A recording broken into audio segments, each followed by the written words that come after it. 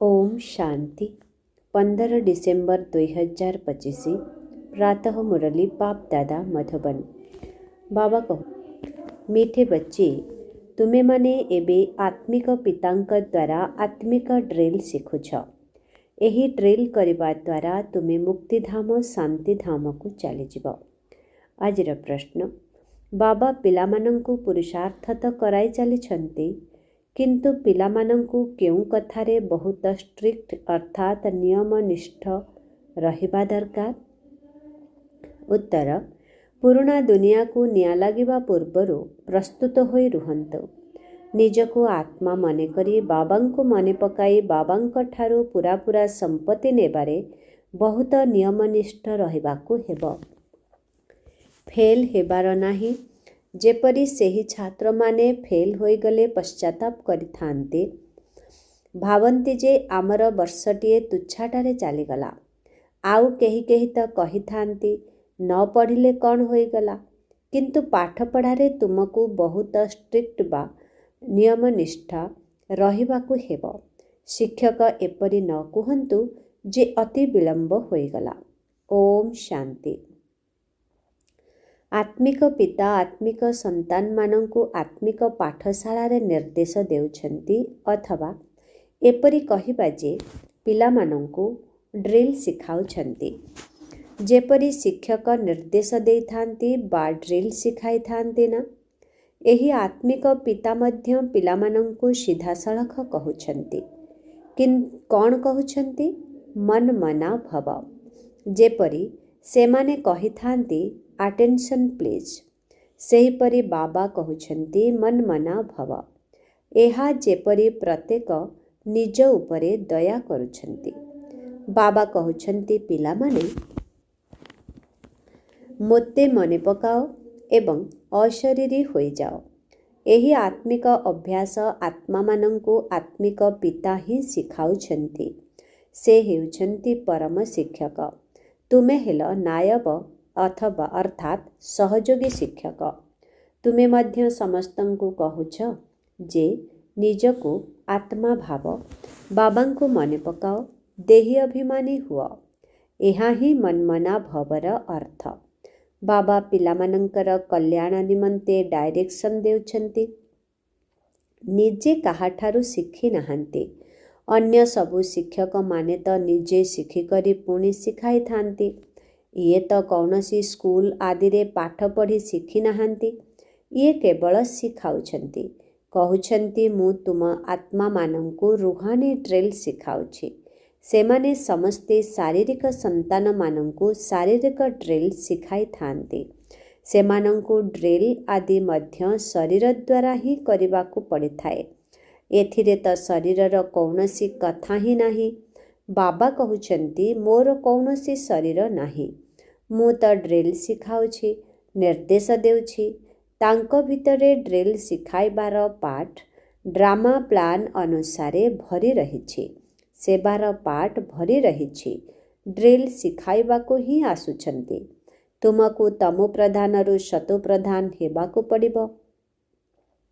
एहा तो बहुत सहज कथा।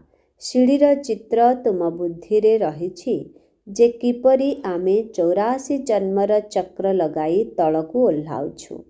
एबे बाबा कहुछंती तुमको घर को जीवाकु हेबो। एहीपरि केही निजर शिष्य अथवा विद्यार्थी को कहिबे नाही जे रुहानी संतान माने एबे घर को जीवाकु हेबो।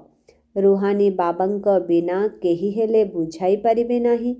पिलामाने जानिछंती जे एबे आमको घर को फेरी जीवाकु हेबो। यही दुनिया ही एबे तमो प्रधान होई जाइछि। आमे सतो प्रधान दुनियार मालिक थिलु, पुणी 84 जन्मर चक्र लगाई तमो प्रधान दुनियार मालिक होइछु। एठारे दुख ही दुख रहिछि। बाबांको दुख हर्ता सुख कर्ता कुहा जाउछि। अर्थात तमो प्रधानरु शतो प्रधान एकमात्र बाबा ही करिथांती। तुमे माने जानिछ जे आमे बहुत सुख देखिछु। किपरि आमे राजत्व करिछु ताहा मने नाही, किंतु लक्ष्य उद्देश्य तो सम्मुखरे रहिछि। सत्ययुग हेउछि फूलर बगीचा, ଏବେ ଆମେ କଣ୍ଟାରୁ ଫୁଲ ହେଉଛୁ। ତୁମେ ଏପରି କହିବ ନାହିଁ ଯେ କିପରି ନିଶ୍ଚୟ କରିବୁ। ତୁମେ ଏପରି କହିବ ନାହିଁ ଯେ କିପରି ନିଶ୍ଚୟ କରିବୁ। ଯଦି ସଂଶୟ ଆସିଲା ତେବେ ବିନଶ୍ୟନ୍ତି ଅର୍ଥାତ୍ ବିନାଶକୁ ପ୍ରାପ୍ତ ହେବ। ଯଦି ସ୍କୁଲରୁ ପାଦ ଉଠାଇବ ତେବେ ପାଠପଢ଼ା ବନ୍ଦ ହୋଇଯିବ। ପଦ ମଧ୍ୟ ବିନଶ୍ୟନ୍ତି ହୋଇଯିବ। ବହୁତ କ୍ଷତି ହୋଇଯିବ। ପ୍ରଜାରେ ମଧ୍ୟ କମ୍ ପଦ ହୋଇଯିବ। ମୂଳ କଥା ହେଉଛି ସତୋପ୍ରଧାନ ପୂଜ୍ୟ ଦେବୀ ଦେବତା ହେବା। ଏବେ ତ ଦେବତା ନୁହଁ ନା, ତୁମେ ବ୍ରାହ୍ମଣମାନେ ହିଁ ବୁଝୁଛ। ବ୍ରାହ୍ମଣ ହିଁ ଆସି ବାବାଙ୍କ ଠାରୁ ଏହି ଡ୍ରିଲ୍ ଶିଖୁଛନ୍ତି। ଭିତରେ ଖୁସି ମଧ୍ୟ ରହୁଛି। ଏହି ପାଠପଢ଼ା ଭଲ ଲାଗୁଛି ନା? ଭଗବାନ ଉବାଚ ଯଦିଓ ସେମାନେ ଶ୍ରୀକୃଷ୍ଣଙ୍କ ନାମ ଲେଖିଦେଇଛନ୍ତି, କିନ୍ତୁ ତୁମେ ବୁଝୁଛ ଯେ ଶ୍ରୀକୃଷ୍ଣ ଏହି ଡ୍ରିଲ୍ ଅର୍ଥାତ୍ ଯୋଗ ଶିଖାଇ ନାହାନ୍ତି। ଏହାକୁ ତ ବାବା ଶିଖାଉଛନ୍ତି। କୃଷ୍ଣଙ୍କ ଆତ୍ମା ଯିଏକି ଭିନ୍ନ ଭିନ୍ନ ନାମ ରୂପ ଧାରଣ କରି ତମୋ ପ୍ରଧାନ ହୋଇଯାଇଛନ୍ତି, ତାଙ୍କୁ ମଧ୍ୟ ଶିଖାଉଛନ୍ତି। ନିଜେ ଶିଖୁନାହାନ୍ତି। ଆଉ ସମସ୍ତେ କାହାଠାରୁ ନା କାହାଠାରୁ ନିଶ୍ଚୟ ଶିଖିଥାନ୍ତି। ଇଏ ହିଁ ହେଉଛନ୍ତି ଶିଖାଇଲାବାଲା ରୁହାନୀ ବାବା। ତୁମକୁ ଶିଖାଉଛନ୍ତି, ତୁମେ ପୁଣି ଅନ୍ୟମାନଙ୍କୁ ଶିଖାଇବ। ତୁମେ 84 ଜନ୍ମ ନେଇ ପତିତ ହୋଇଯାଇଛ। ଏବେ ପୁଣି ପବିତ୍ର ହେବାକୁ ପଡ଼ିବ। ସେଥିପାଇଁ ଆତ୍ମିକ ପିତାଙ୍କୁ ମନେ ପକାଅ। ଭକ୍ତି ମାର୍ଗରେ ତୁମେ ଗାୟନ କରି ଆସିଛ, ହେ ପତିତ ପାବନ। ଏବେ ମଧ୍ୟ ତୁମେ କେଉଁଠାକୁ ବି ଯାଇ ଦେଖ ଯେ କିପରି ମୋତେ ଆହ୍ୱାନ କରୁଛନ୍ତି। ତୁମେ ରାଜ ଋଷି ଅଟନା। କେଉଁଠାକୁ ବି ତୁମେ ଯାଇପାରିବ। ତୁମର କୌଣସି ବନ୍ଧନ ନାହିଁ। ତୁମମାନଙ୍କର ଏହି ନିଶ୍ଚୟ ରହିଛି ଯେ ବେହଦର ବାବା ସେବା କରିବା ପାଇଁ ଆସିଛନ୍ତି। ବାବା ପିଲାମାନଙ୍କଠାରୁ ପାଠପଢ଼ାର ପ୍ରତିଦାନ କିପରି ନେବେ?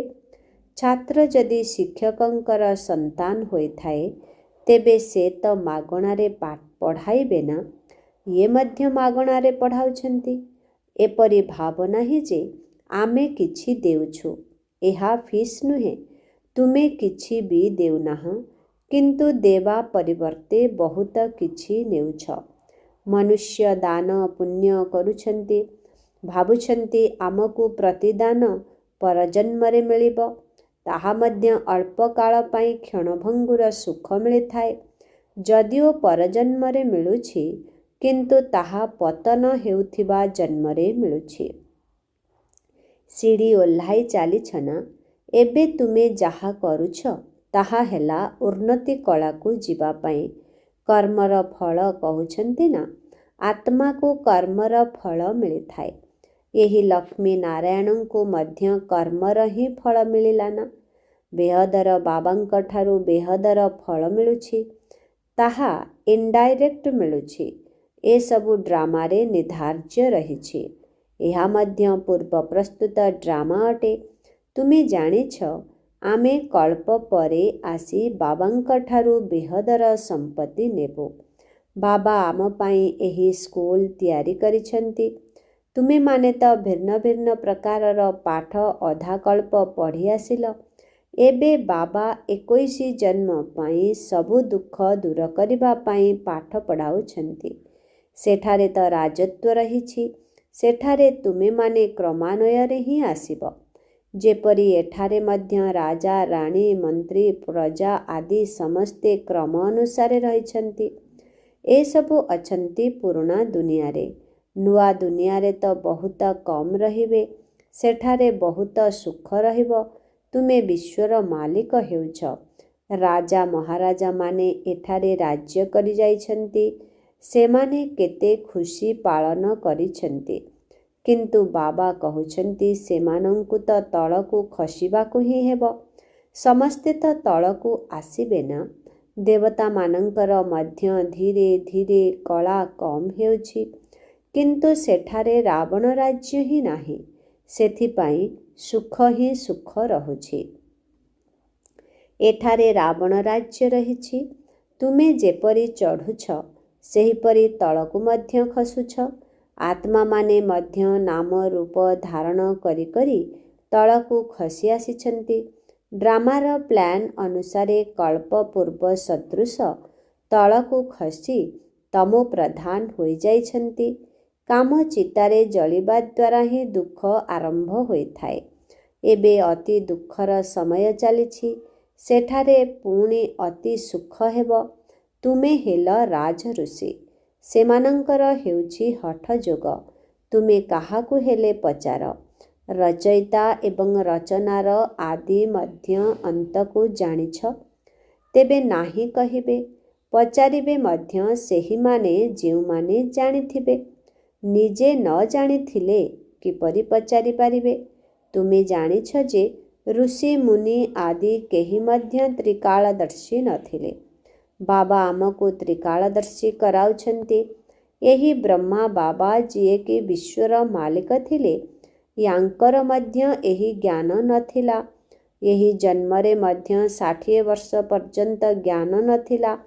ବାବା ଆସିବା ଦିନଠାରୁ ଧୀରେ ଧୀରେ ଏହି ସବୁ କଥା ଶୁଣାଉଛନ୍ତି। ନିଶ୍ଚୟ ବୁଦ୍ଧି ହୋଇଗଲେ ମଧ୍ୟ ମାୟା ବହୁତଙ୍କୁ ତଳକୁ ଖସାଇ ଚାଲିଛି। କାହାର ନାମ ଶୁଣାଇ ପାରିବି ନାହିଁ, ନଚେତ୍ ନିରାଶ ହୋଇଯିବେ। ସମାଚାର ତ ଆସୁଛି ନା। ଖରାପ ସଙ୍ଗ ଲାଗିଗଲା। ନୂଆ ବିବାହିତଙ୍କ ସାଙ୍ଗରେ ସଙ୍ଗ ହେଲେ ବୁଦ୍ଧି ଚଲାୟମାନ ହୋଇଗଲା। କହିବେ ଆମେ ବିବାହ କରିବା ବିନା ରହିପାରିବୁ ନାହିଁ। ଭଲ ଭଲ ମହାରଥୀ ଯିଏକି ପ୍ରତ୍ୟହ ଆସୁଛନ୍ତି, ଏଠାକୁ ମଧ୍ୟ କେତେଥର ଆସିଯାଇଛନ୍ତି, ତାଙ୍କୁ ମଧ୍ୟ ମାୟାରୂପୀ କୁମ୍ଭୀର ଧରୁଛି। ଏହିପରି ବହୁତ କେସ୍ ହେଉଛି। ଏବେ ବିବାହ କରିନାହାନ୍ତି, କିନ୍ତୁ ମାୟା ମୁହଁରେ ପୁରାଇ ଗିଳୁଛି। ସ୍ତ୍ରୀ ରୂପୀ ମାୟା ଟାଣୁଛି। କୁମ୍ଭୀର ମୁହଁରେ ଆସି ପଡ଼ିଛନ୍ତି, ପୁଣି ଧୀରେ ଧୀରେ ଗିଳିଦେବ। କେହି କେହି ଭୁଲ କରୁଛନ୍ତି ବା ଦେଖିବା ଦ୍ୱାରା ବୁଦ୍ଧି ଚଞ୍ଚଳ ହେଉଛି। ଜାଣୁଛନ୍ତି ଯେ ମୁଁ ଉପରୁ ଏକଦମ ତଳକୁ ଗାତ ଭିତରେ ପଡ଼ିଯିବି। କୁହାଯିବ ପିଲାଟା ବହୁତ ଭଲ ଥିଲା, ଏବେ ବିଚରା ଗଲା, ନିର୍ବନ୍ଧ ହେଲା ଅର୍ଥାତ୍ ମଲା। ବାବା ତ ପିଲାମାନଙ୍କୁ ସର୍ବଦା ଚିଠି ଲେଖୁଛନ୍ତି, ବଞ୍ଚି ରୁହ। କିଏ ଜାଣେ ମାୟାର ଆକ୍ରମଣ ଜୋରରେ ନ ଆସିବ ବୋଲି। ଶାସ୍ତ୍ରରେ ମଧ୍ୟ ଏହି କଥା କିଛି ଅଛି ନା। ବର୍ତ୍ତମାନର ଏହି କଥାର ପରେ ଗାୟନ କରାଯିବ।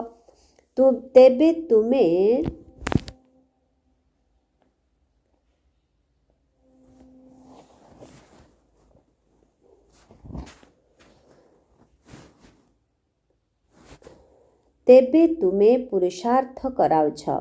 ଏପରି ନ ହେଉ ଯେ ମାୟାରୂପୀ କୁମ୍ଭୀର ଗିଳିଦେଉ। ଭିନ୍ନ ଭିନ୍ନ ପ୍ରକାରରେ ମାୟା ଧରୁଛି। ମୂଳ ହେଉଛି କାମ ବିକାର ମହାଶତ୍ରୁ। ଏହାଠାରୁ ବହୁତ ସମ୍ଭାଳି ରହିବାକୁ ହେବ। ପତିତ ଦୁନିଆ ପୁଣି ପବିତ୍ର ଦୁନିଆ କିପରି ହେଉଛି ତୁମେ ଦେଖୁଛ। ଏଥିରେ ଦ୍ୱନ୍ଦ୍ୱର କଥା ହିଁ ନାହିଁ। କେବଳ ନିଜକୁ ଆତ୍ମା ବୋଲି ଭାବି ବାବାଙ୍କୁ ମନେ ପକାଇବା ଦ୍ୱାରା ସବୁ ଦୁଃଖ ଦୂର ହୋଇଯିବ। ବାବା ହିଁ ହେଉଛନ୍ତି ପତିତ ପାବନ। ଏହା ହେଉଛି ଯୋଗ ବଳ। ଭାରତର ପ୍ରାଚୀନ ରାଜଯୋଗ ବହୁତ ପ୍ରସିଦ୍ଧ ଅଟେ। ଜାଣିଛନ୍ତି ଯେ ଖ୍ରୀଷ୍ଟଙ୍କର 3000 ବର୍ଷ ପୂର୍ବରୁ ପ୍ୟାରାଡାଇସ୍ ଥିଲା। ତେବେ ନିଶ୍ଚୟ ଅନ୍ୟ କୌଣସି ଧର୍ମ ନଥିବ। କେତେ ସହଜ କଥା, କିନ୍ତୁ କିଛି ବି ବୁଝୁନାହାନ୍ତି। ଏବେ ତୁମେ ବୁଝୁଛ ଯେ ସେହି ରାଜ୍ୟ ପୁନର୍ବାର ସ୍ଥାପନ କରିବା ପାଇଁ ବାବା ଆସିଛନ୍ତି। 5000 ବର୍ଷ ପୂର୍ବରୁ ମଧ୍ୟ ଶିବ ବାବା ଆସିଥିଲେ। ନିଶ୍ଚୟ ଏହି ଜ୍ଞାନ ଦେଇଥିବେ, ଯେପରି ଏବେ ଦେଉଛନ୍ତି।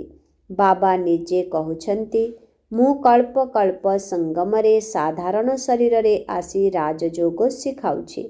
ତୁମେ ହେଲ ରାଜଋଷି। ପୂର୍ବରୁ ନଥିଲ। ବାବା ଆସିବା ପରଠାରୁ ବାବାଙ୍କ ପାଖରେ ରହିଛ। ପଢ଼ିବା ସହିତ ସେବା ମଧ୍ୟ କରୁଛ। ସ୍ଥୂଳ ଏବଂ ସୂକ୍ଷ୍ମ ସେବା। ଭକ୍ତି ମାର୍ଗରେ ମଧ୍ୟ ସେବା କରିବା ସହିତ ଘରଦ୍ୱାର ମଧ୍ୟ ସମ୍ଭାଳିଥାନ୍ତି। ବାବା କହୁଛନ୍ତି, ଏବେ ଭକ୍ତି ପୁରା ହେଲା, ଜ୍ଞାନ ଆରମ୍ଭ ହେଉଛି। ମୁଁ ଆସୁଛି ଜ୍ଞାନ ଦ୍ୱାରା ସଦ୍ଗତି ଦେବା ପାଇଁ। ତୁମ ବୁଦ୍ଧିରେ ଅଛି ଯେ ଆମକୁ ବାବା ପବିତ୍ର କରାଉଛନ୍ତି। ବାବା କହୁଛନ୍ତି, ଡ୍ରାମା ଅନୁସାରେ ତୁମକୁ ରାସ୍ତା ବତାଇବାକୁ ଆସିଛି। ଶିକ୍ଷକ ପଢ଼ାଉଛନ୍ତି, ଲକ୍ଷ୍ୟ ଉଦ୍ଦେଶ୍ୟ ସମ୍ମୁଖରେ ରହିଛି। ଏହା ହେଉଛି ସବୁଠାରୁ ଉଚ୍ଚ ପାଠପଢ଼ା। ଯେପରି କଳ୍ପ ପୂର୍ବରୁ ମଧ୍ୟ ବୁଝାଇଥିଲି ତାହା ହିଁ ବୁଝାଉଛି। ଡ୍ରାମା ଟିକ୍ ଟିକ୍ କରି ଅନବରତ ଚାଲୁଛି। ସେକେଣ୍ଡକୁ ସେକେଣ୍ଡ ଯାହା ବିତୁଛି ତାହାର ପୁଣି 5000 ବର୍ଷ ପରେ ପୁନରାବୃତ୍ତି ହେବ। ଦିନ ବିତି ଚାଲିଛି। ଏହି ଖିଆଲ ଆଉ କାହାରି ବୁଦ୍ଧିରେ ନାହିଁ। ସତ୍ୟଯୁଗ, ତ୍ରେତା, ଦ୍ୱାପର, କଳିଯୁଗ ବିତିଗଲା, ତାହାର ପୁଣି ପୁନରାବୃତ୍ତି ହେବ। ବାବା କହୁଛନ୍ତି, ସତ୍ୟଯୁଗ, ତ୍ରେତା, ଦ୍ୱାପର, କଳିଯୁଗ ବିତିଗଲା, ତାହାର ପୁଣି ପୁନରାବୃତ୍ତି ହେବ। ବିତିଲା ମଧ୍ୟ ତାହା ଯାହା କଳ୍ପ ପୂର୍ବେ ବିତିଥିଲା। ବାକି ଅଳ୍ପ ଦିନ ରହିଛି। ସେମାନେ ଲକ୍ଷ ଲକ୍ଷ ବର୍ଷ କହିଦେଉଛନ୍ତି। ତାଙ୍କ ତୁଳନାରେ ତୁମେ କହୁଛ ବାକି କିଛି ଘଣ୍ଟା ରହିଛି। ଏହା ମଧ୍ୟ ଡ୍ରାମାରେ ନିର୍ଦ୍ଧାର୍ଯ୍ୟ ରହିଛି। ଯେତେବେଳେ ନିଆଁ ଲାଗିଯିବ ସେତେବେଳେ ଜାଗ୍ରତ ହେବେ। ପୁଣି ତ ଅତି ବିଳମ୍ବ ହୋଇଯିବ। ତେଣୁ ବାବା ପୁରୁଷାର୍ଥ କରାଇ ଚାଲିଛନ୍ତି। ପ୍ରସ୍ତୁତ ହୋଇ ବସ। ଶିକ୍ଷକଙ୍କୁ ଏପରି କହିବାକୁ ନ ପଡ଼ୁ ଯେ ଠୁ ଲେଟ୍। ଯେଉଁମାନେ ଫେଲ୍ ହେଉଛନ୍ତି ସେମାନଙ୍କୁ ବହୁତ ପଶ୍ଚାତାପ କରିବାକୁ ପଡ଼ୁଛି। ଭାବନ୍ତି ଯେ ଆମର ବର୍ଷଟିଏ ତୁଚ୍ଛାଟାରେ ଚାଲିଗଲା। କେହି ତ କହୁଛନ୍ତି ନ ପଢ଼ିଲେ କ'ଣ ହେଲା, କିନ୍ତୁ ପାଠପଢ଼ାରେ ତୁମକୁ ନିୟମନିଷ୍ଠ ରହିବାକୁ ପଡ଼ିବ।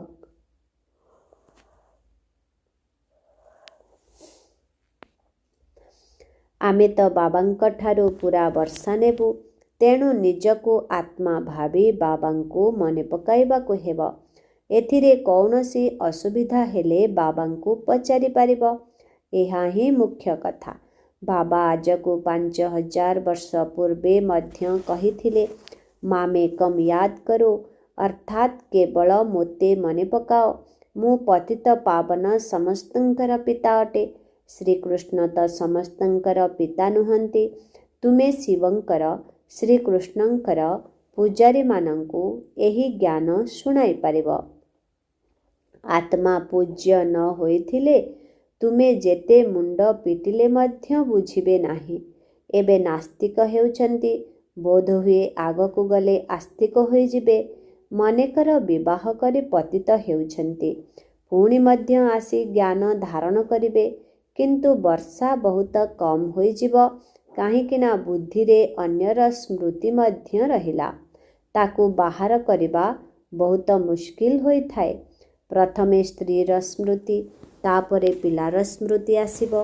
ପିଲାଠାରୁ ମଧ୍ୟ ସ୍ତ୍ରୀ ଅଧିକ ଆକର୍ଷଣ କରିଥାଏ, କାହିଁକିନା ବହୁତ ସମୟର ସ୍ମୃତି ରହିଥାଏ ନା। ପିଲା ତ ପଛରେ ଜନ୍ମ ହୋଇଥାଏ।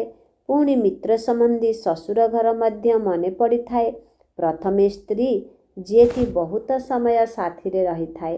ଏହା ମଧ୍ୟ ସେହିପରି ଅଟେ। ତୁମେ କହୁଛ, ଆମେ ଦେବତାମାନଙ୍କ ସହିତ ବହୁତ ସମୟ ଥିଲୁ।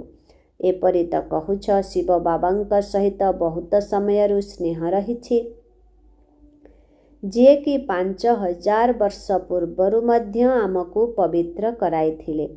କଳ୍ପ କଳ୍ପ ଆସି ଆମକୁ ରକ୍ଷା କରୁଛନ୍ତି। ସେଥିପାଇଁ ତ ତାଙ୍କୁ ଦୁଃଖହର୍ତ୍ତା, ସୁଖକର୍ତ୍ତା କୁହାଯାଉଛି।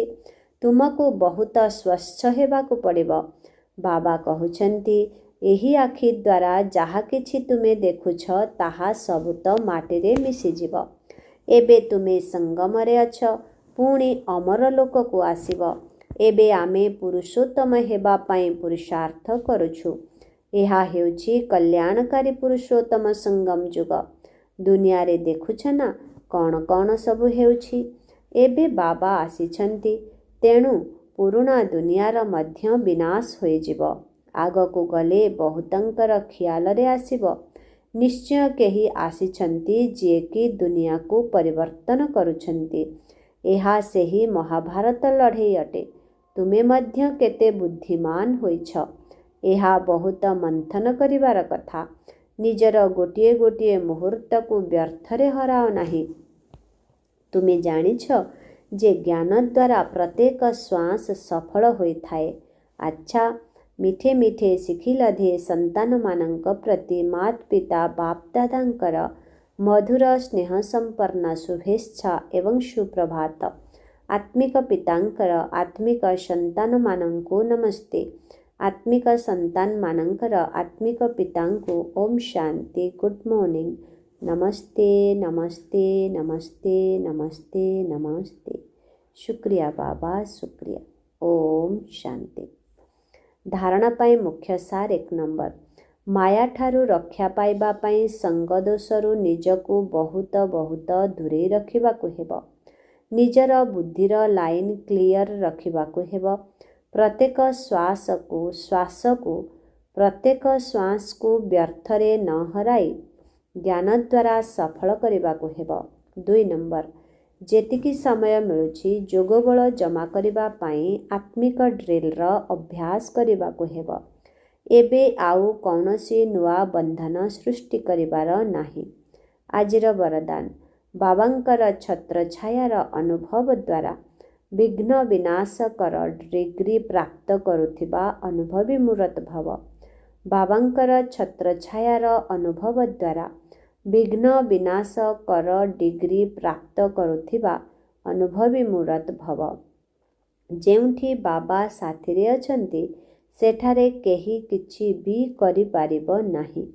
ଏହିଭଳି ସଙ୍ଗର ଅନୁଭବ ହିଁ ଛତ୍ରଛାୟା ହୋଇଯାଏ। ବାପ୍ ଦାଦା ସଦା ସର୍ବଦା ପିଲାମାନଙ୍କର ରକ୍ଷା କରିଥାନ୍ତି। ତେବେ ପରୀକ୍ଷାଗୁଡ଼ିକ ତ ତୁମକୁ ଅନୁଭବୀ କରିବା ପାଇଁ ହିଁ ଆସୁଛି। ସେଥିପାଇଁ ସର୍ବଦା ଏହି କଥା ଭାବିବା ଦରକାର ଯେ ଏହି ପରୀକ୍ଷାଗୁଡ଼ିକ ମୋତେ ଉପର କ୍ଲାସକୁ ନେଇଯିବା ପାଇଁ ଆସୁଛି। ଏହାଦ୍ୱାରା ସବୁଦିନ ପାଇଁ ବିଘ୍ନ ବିନାଶକ ହେବାର ଡିଗ୍ରୀ ଏବଂ ଅନୁଭବୀ ମୂରତ ହେବାର ବରଦାନ ମିଳୁଛି।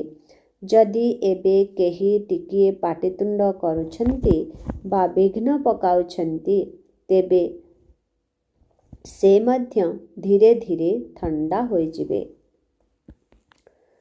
ଆଜିର ସ୍ଲୋଗାନ। ଯେଉଁମାନେ ଆବଶ୍ୟକ ସମୟରେ ସହଯୋଗୀ ହୋଇଥାନ୍ତି ସେମାନଙ୍କୁ ଗୋଟିଏର 100 ଗୁଣା ଫଳ ମିଳିଯାଏ। ଯେଉଁମାନେ ଆବଶ୍ୟକ ସମୟରେ ସହଯୋଗୀ ହୋଇଥାନ୍ତି ସେମାନଙ୍କୁ ଗୋଟିଏର 100 ଗୁଣା ଫଳ ମିଳିଥାଏ। ଓମ୍ ଶାନ୍ତି। ଅବ୍ୟକ୍ତ ଇଶାରା। ଏବେ ସମ୍ପନ୍ନ ବା କର୍ମାତୀତ ହେବାର ତୀବ୍ର ଇଚ୍ଛା ପ୍ରକଟ କର।